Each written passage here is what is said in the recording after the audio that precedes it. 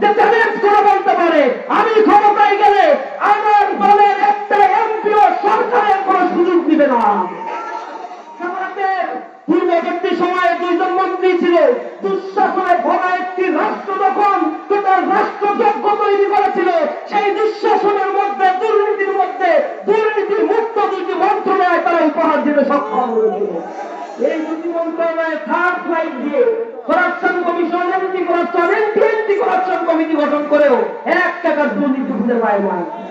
যে কয়জন এমপি হয়েছিল জামাতের এখন পর্যন্ত 52-53 জন এমপি, এই এমপিদের বিরুদ্ধে 4 পয়সার দুর্নীতি খুঁজে পায় নাই তারা। তাহলে জামাত ইসলামী রাষ্ট্র ক্ষমতায় গেলে এই দেশে যে পরিমাণে টাকা পাচার হয়, $234 বিলিয়ন আওয়ামী লীগের সময় পাচার হয়েছে, এ টাকা যদি এদেশে থাকতো 8 বছরের ডেভেলপমেন্ট বাজেট করা সম্ভব ছিল। এই টাকাটা এই দেশে যদি থাকে, জামাত আসলে এই টাকা বের করে নিতে কেউ সাহস পাবে না, ঋণ খেলাপি করতে সাহস পাবে না, ব্যাংকগুলো সোজা হিসাবে চলবে। জামাত ইসলামের যাদের মনোনয়ন দিয়েছে ঋণ খেলাপি একজন বুঝতে পারবে না। অথচ আর একটা দল দুঃশাসনে তারা যখন সুশাসনের কথা বলে, অথচ আমরা দেখি 50 জনের অধিক এমপি মনোনয়ন দিয়েছে তারা, যাদের ঋণ খেলাপির পরিমাণ 26,000 কোটি টাকা। আওয়ামী আমলে নিজে মিশে এই টাকাগুলো তারা ব্যাংক থেকে বের করে নিয়েছে। আবার তাদেরকে নির্বাচন কমিশন খুব কষ্ট নিয়ে তাদেরকে অনুমোদন দিচ্ছি, যদিও পার্লামেন্টের সিস্টেমের মধ্যে যায় না, সিস্টেম ভেঙে তাদেরকে অনুমোদন দেওয়া হয়েছে।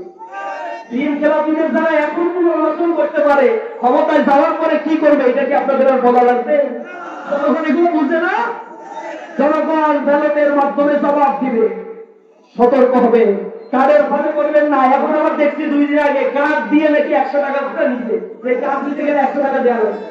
আমার তো ভয় হয় 4 কোটি মানুষের কার্ড ধরাই দিয়ে না কোনো বলে এই কার্ড যাদের কাছে আছে কালকে সকালে আসবে টাকা দেওয়া।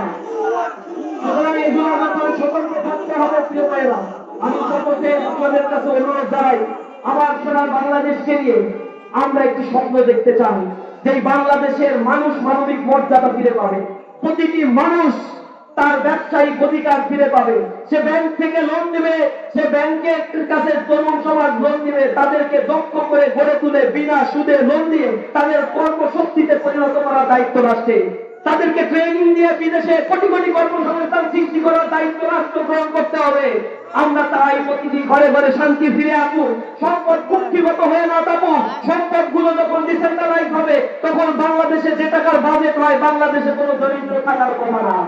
শুধু দুঃশাসনের কারণে তারা আজকে ভোট কেনার কথা বলে, খবরদার এই ফাঁদে পা দেবেন না। কোরআনের উপরে হাত দিয়ে যদি কেউ চুরি করে, ডাকাতি করে, চুরি আর ডাকাতি যেমন বৈধ হয় না, তেমনি ভাবে যারা টাকা দিয়ে ভোট দেয় এটাও তাদের জন্য জায়েজ হবে না। টাকা দিলে টাকা নেবে, এটা আপনাদের অধিকার।